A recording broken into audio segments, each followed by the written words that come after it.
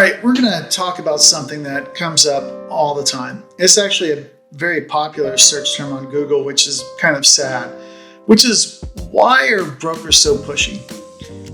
First of all, we are brokers ourselves, but in any profession, you're going to have good and bad. And unfortunately, brokers are no different. And we're seeing a lot of really bad behavior that we hear about from clients who call up, especially on the Medicare side of things. And let's dive into that and understand, A, what it is, what's driving it, and how to protect yourself. And so first, let's get a sketch, a lay of the land as to what's going on there. A lot of this is on the Advantage side of the market.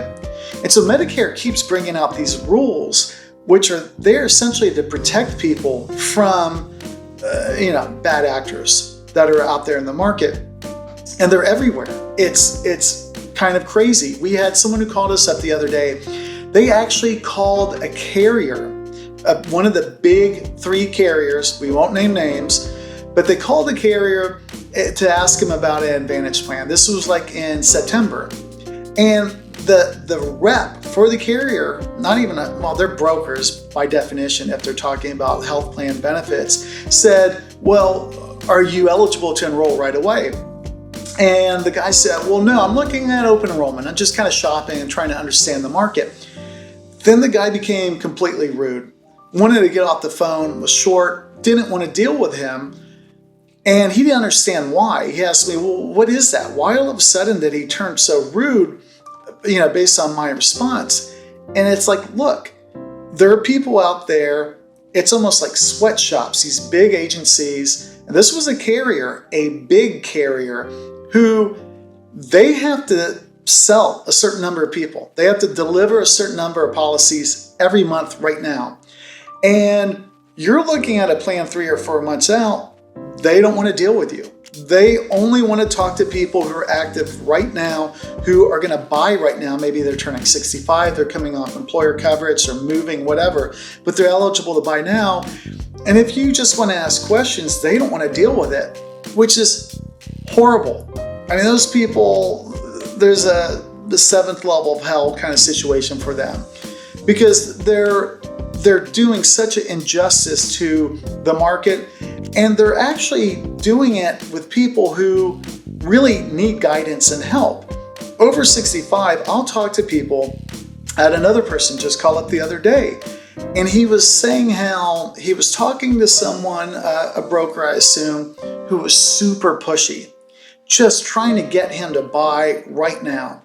And he felt uncomfortable and he felt confused. This is terrible. I mean, I can't imagine someone doing that to my parents, but there are brokers out there who will they're on attack when they get on the phone with you. And it's horrible. So what can you do about it?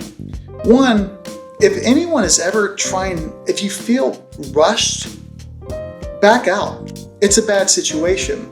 You're making a decision about health insurance or health care that has ramifications, maybe longer term, but at least for the next year, in terms of how care can be managed, how care can be had, who you can see.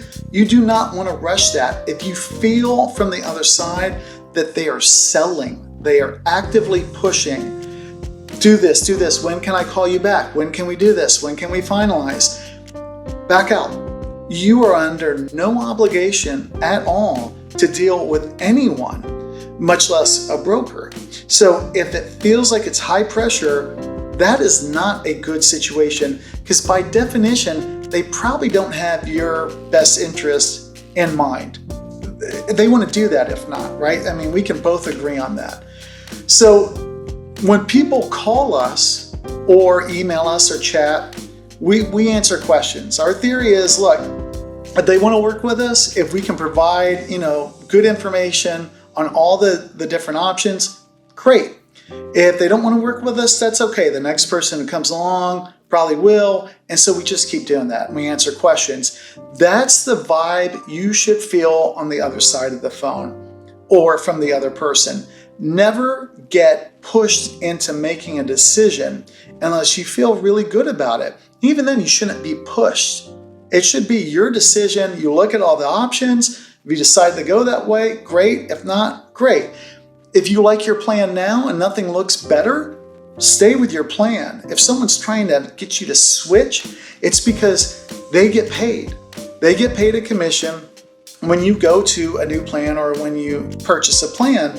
And with Advantage plans, it's all up front, which is why there's this crazy frenzy on sales, pushing. It kind of reminds me of like the stockbrokers where they are just trying to get people, they're selling. Don't fall for that. Don't go with it. Understand the motivation behind it. The other thing we notice is if they're only showing you one option and they just keep pushing that one option, that should raise some red flags right away. Because on the Medicare supplement side, what we'll usually do is we'll run a quote across all the carriers, all the major carriers. So the big four, Anthem, Blue Shield, United Health, HealthNet, those should definitely be in the mix. But then you've got Mutual of Omaha, you've got Humana, you got Cigna. Sometimes they can be priced well depending on the situation.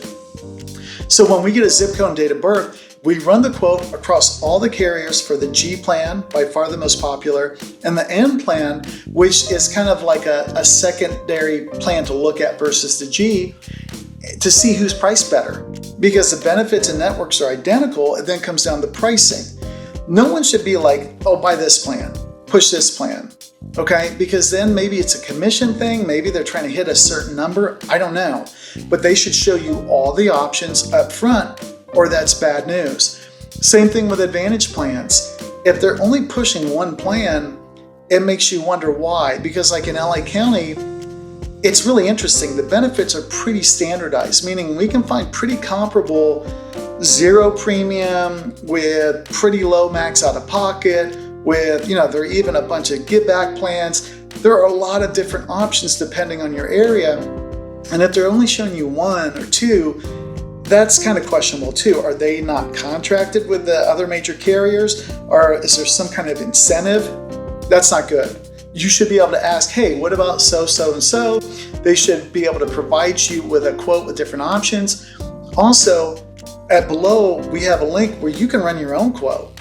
You don't even have to, you can see the plans available side by side. It gets confusing. That's where hopefully you reach out to us. You can look at our Google reviews. We try to help people understand the options, but we want to make that fast, free, and available to you right away to see what's available to you.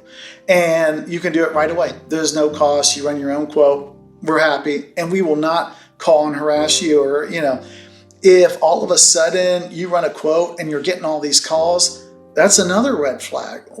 That's bad. It's bad precedent. It may not even be allowed according to Medicare rules. Again, there are all these rules. So if you reach out to us, we're happy to help you out with questions, but we're not going to sit there and pound you. We're not going to give your phone number or your information to anyone else. If you have questions, you'll reach out to us. If not, we hope you find what you need or stay with what you got and you have a wonderful situation.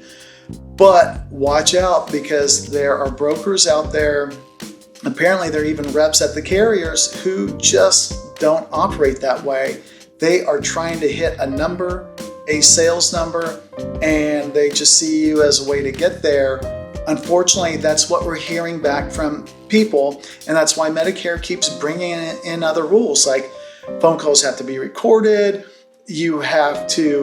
There's this 48 cooling down period depending on the situation before you can go through benefits with them over the phone. All kinds of different rules because there's some bad actors out there. Now you know why. It's about money. It's because the commission's all up front for the Advantage side. Commission's about the same carrier to carrier, so that doesn't drive which carrier.